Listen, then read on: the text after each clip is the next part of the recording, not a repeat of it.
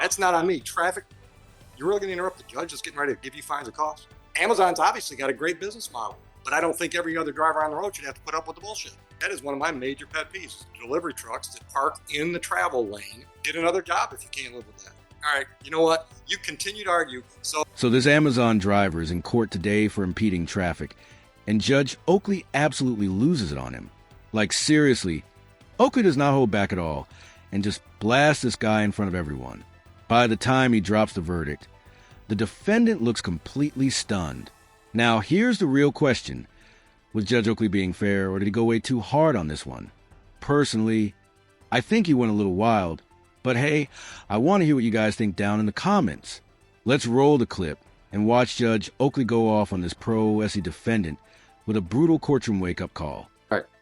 Mr. Scott, are you ready for your formal hearing today? All right. And the people? All right. Your appearance for Van Buren Township. All right. Let's get started. Officer, come on up. Watch your step on my incline ramp.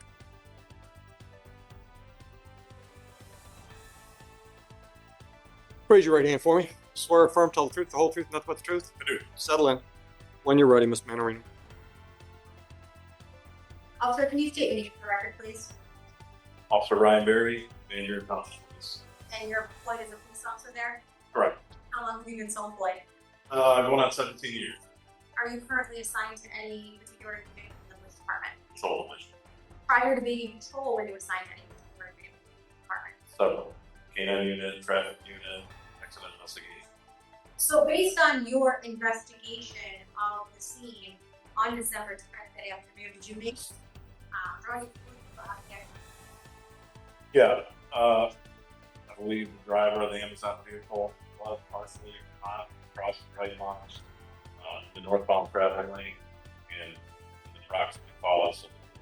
And then based on your measurements of the roadway and size of the Amazon vehicle, it wasn't possible for the Amazon vehicle to be on the shoulder and be completely out of the roadway. If the Amazon vehicle was on the shoulder, it would have been in the ditch. It would have, if it was on the outside of the white line, it would have been leaned over in the ditch. And you didn't observe the vehicle, the Amazon delivery vehicle in that condition? No. I didn't know anything about the officer. Mr. Scott, do you have any questions for this officer?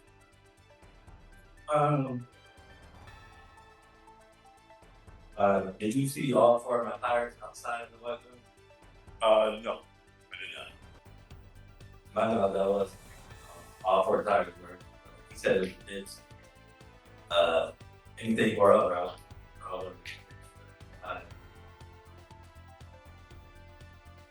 Would it object to the form? I don't know if that was a question or a statement from. I think it was a question and then a statement. So no questions at this time. You said that the driver said his driver assist shifted over to file the accident. Correct. But you were still the proximate cause of the accident, being across the line, obstructing the traffic. You said there was no more rooms for the other side. What am I supposed to do? Make sure you park on the road. You can't stop them. I wasn't parked take out the drive outside and turn. Okay. This is Q&A. I'm going to give you plenty of time to argue, but this is Q&A. So do you have any other? And real quick, if you're enjoying videos like this, don't forget to hit that like button and subscribe. It really helps out, and I'd appreciate it big time. All right, back to it. Do you have any other questions? Okay. Any rebuttal? Step down. Any other witnesses from the people? All right. Do you have any witnesses? Okay. Would you like me to hear your story? Raise your right hand. Do you swear or affirm to tell the truth, the whole truth, nothing but the truth? All right, go ahead. So they said approximately 2 o'clock. I was going to delivery. It was pretty busy traffic. So I parked over the shoulder as far as I could. Like you said earlier, there was really no more room for me to go without being rolled up in the ditch. As I was leaving traffic path, I was waiting to make a turn. Let's say the house is right here. I'm a little bit up here. I was waiting like the whole end and back in, but it'd be easier. public traffic was pretty good. But I mean, low traffic still go this way to this way. Maybe about 10 cars. Then the guy may have been like 13 car kind of like I said over, and then kind of veered over at the last second. So, pretty much that. Do you have any questions for Mr. Scott? No, Your Honor, no. Any rebuttal witnesses? No, Your Honor. I'm ready for argument. Your Honor, the testimony from Mr. Scott and from Officer Barry is consistent that there wasn't room essentially on the shoulder of the road for the vehicle to be stopped, and because of that, the vehicle was in the roadway at a time when there was traffic in both lanes, and because of that, there was collision. Mr. Scott was impeding traffic and gas. What's the charge? I don't even know that. It's impeding traffic. Okay. Thank you. Argument. I don't feel like I was responsible for the driver since tipping them over with 15 cars successfully passed while I was waiting to make the turn. What else am I supposed to do in this period? Pull in the driveway. Well, I couldn't. Like, so busy. I was trying to back into the driveway. You know what? I live on a private road, and I've gotten letters from delivery services that say they won't deliver to my house because my trees are too low. So if there's no safe way to deliver that package, then your company should communicate with that consumer that says we can't deliver to you. I was getting trying to back. But you were impeding traffic while you were waiting to do that. And brother, your tough luck. That is one of my major pet peeves. Delivery trucks that park in the travel lane, and everybody else has got to accommodate them because they're trying to deliver packages. All 4 tires, though. Get another job if you can't live with it. Now I'll be honest with you guys. I don't totally agree with Judge Oakley here. Yeah, the driver was blocking traffic, but come on, delivery drivers already have it rough enough. If you've ever been in a city, you know the parking situation is total chaos. And honestly, as annoying as it can be to get stuck behind a delivery van, I kind of get it.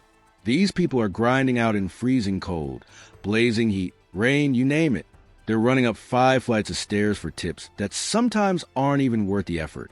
So real quick, shout out to all the delivery drivers watching. You guys are the real MVPs.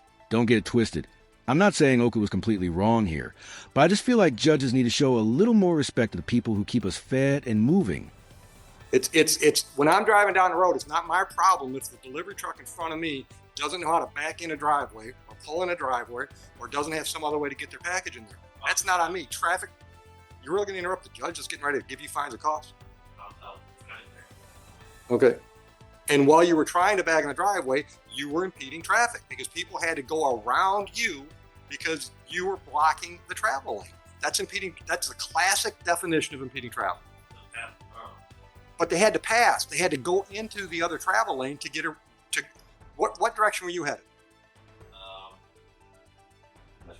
I don't know. Right. All right. And the people that were going the same direction you were going, they had to get into the oncoming traffic lane to get past you, didn't they? Not all of them. Some of them. You're impeding traffic. Classic definition of impeding traffic. And once again, Amazon's obviously got a great business model, but I don't think every other driver on the road should have to put up with the bullshit. I'm actually excited to finally get an impeding traffic ticket issued on an Amazon driver because I've been putting up that stuff for years and I don't see where it ever happens. It doesn't matter. I got a perfect example for you. I had a young man on Zoom today. He stole food because he had to feed his 2 kids and he had no other option. Does that make the stealing of the food less illegal? It's exactly the same scenario. All right, you know what? You continue to argue. So the suspended fines and costs just became $250. Pay it today. Goodbye. Sure.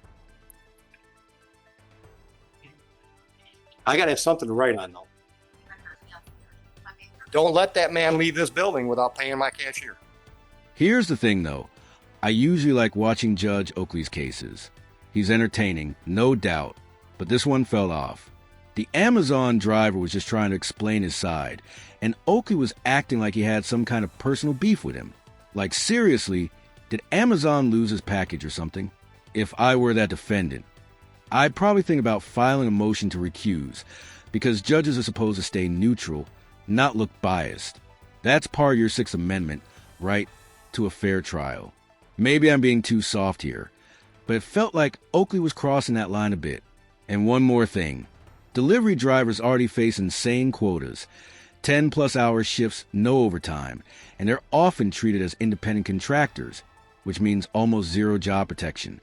So yeah, maybe the guy was wrong for blocking traffic, but labeling him like a criminal felt extreme. Anyway, that's just my take. Was Judge Oakley fair, or did he go nuclear for no reason? Drop your thoughts in the comments. I really want to know what you guys think. Thanks so much for watching. I appreciate every single one of you. Take care, and I'll catch you in the next one.